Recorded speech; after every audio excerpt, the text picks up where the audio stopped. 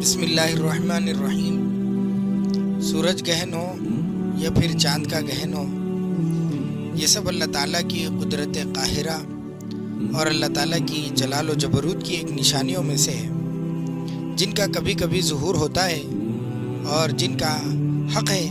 کہ جب ان کا ظہور ہو تو اللہ تعالیٰ کے بندے عاجزی کے ساتھ اللہ تعالیٰ کے سامنے جھک جائیں اور اس کے رحم و کرم کی اس سے بھیک مانگیں۔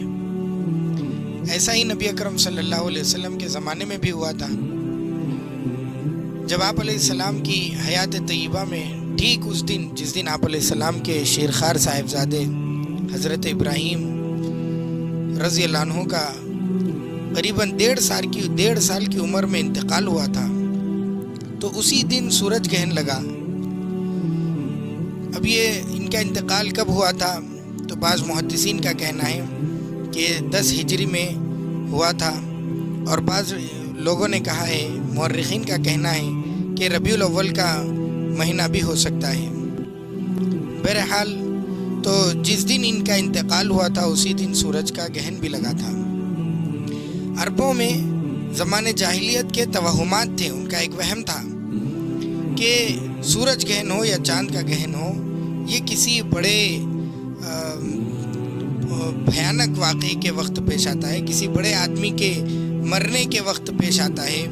اور وہ یہ سمجھتے تھے کہ اس دن سورج ماتم میں سیاہ چادر اوڑھ لیتا ہے۔ تو جب حضرت ابراہیم رضی اللہ عنہ کی وفات کے دن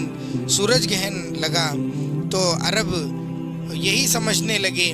اور جو ان کا غلط عقیدہ تھا ان کو تقویت پہنچ سکتی تھی، بلکہ بعض روایات میں ہے کہ کچھ لوگوں کی زبانوں پر یہی بات ظاہر آ گئی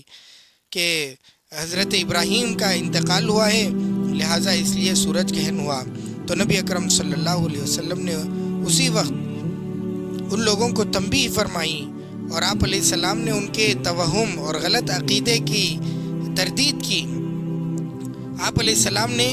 غیر معمولی خشیت اور انتہائی فکر مندی کے ساتھ اللہ تعالیٰ کے حضور میں جماعت سے 2 رکعت نماز پڑھی، اور روایت میں ہے نبی کریم صلی اللہ علیہ وسلم نے فرمایا کہ ان الشمس والقمر لا یخسفان لموت احد من الناس، کہ سورج اور چاند لوگوں میں سے کسی آدمی کی موت کے وقت گہن نہیں کھاتے، ولکنہما آیتان من آیات اللہ، لیکن سورج اور چاند تو اللہ تعالیٰ کی نشانیوں میں سے 2 نشانیاں ہیں۔ فَإِذَا رَأَيْتُمُوهُمَا، بس جب تم ان دونوں کو دیکھو کہ گہن لگ گیا ہے، سورج کو یا چاند کو، فَقُومُوا فَصَلُّوا، تو تم کھڑے ہو جاؤ اور نماز پڑھو۔ تو یہ نبی اکرم صلی اللہ علیہ وسلم نے حکم فرمایا، اور عرب کے لوگوں کا جو غلط عقیدہ تھا ان کی تردید فرمائی، اور آپ علیہ السلام کھڑے ہو کر 2 رکعت نماز عطا فرمائی۔ اور نماز آپ علیہ السلام کی کچھ اس طرح تھی کہ جس کے اندر طویل قیام، طویل رکوع اور طویل سجدے تھے، اور نماز کے درمیان آپ علیہ السلام نہایت اہتمام کے ساتھ دعا بھی پڑھتے جاتے تھے، دعائیں بھی کرتے تھے۔ اور جب نماز ختم ہو گئی تو آپ علیہ السلام نے خطبہ دیا، اور اس میں خاص طور سے اس غلط خیالی کی تردید بھی کی کہ سورج یا چاند کو گہن کسی بڑے آدمی کی موت کی وجہ سے نہیں لگتا۔ آپ علیہ السلام نے فرمایا کہ یہ محض جاہلانہ توہم پرستی ہے، جس کی اصل بنیاد کوئی نہیں، یہ تو دراصل اللہ تعالیٰ کی قدرت اور اس کے جلال و جبروت کی نشانی ہے۔ جب ایسی کسی نشانی کا ظہور ہو تو عاجزی کے ساتھ اللہ تعالیٰ کی طرف متوجہ ہو جانا، یہ فرمایا آپ علیہ السلام نے۔ معارف الحدیث میں لکھا ہوا ہے کہ نماز کسوف کا پڑھا جانا احادیث صحیحہ سے ثابت ہے۔ تو جب ایسے اس قسم کے موقع آتے تھے تو آپ علیہ السلام نماز پڑھتے تھے، اور حدیثوں میں اس کا ذکر ہے۔ تو بہت کم ایسا موقع آتا ہے، اس لیے لوگوں کو اس کے مسائل کچھ یاد نہیں رہتے۔ تو جیسا کہ اوپر بھی کہا جا چکا نماز کا طریقہ کہ اس کا قیام، رکوع، سجدے تھوڑے طویل ہوں، تھوڑی ان کی مقدار بڑھا دی جائے، اور بھی زیادہ چند مسائل بیان کر دیے جاتے ہیں تاکہ سب کو ذہن نشین ہو جائے۔ جب سورج گرہن ہو جائے تو کم از کم 2 رکعت نماز باجماعت ادا کرنا مسنون ہے، کم از کم 2 سے زیادہ رکعت بھی پڑھ سکتے ہیں، اور اگر جماعت کا موقع نہ ہو تو اکیلے اکیلے بھی پڑھ سکتے ہیں۔ نماز کسوف کا وقت جس وقت سورج گہن شروع ہو اور جب تک گہن کا اثر باقی ہو اس وقت تک نماز جاری رکھیں،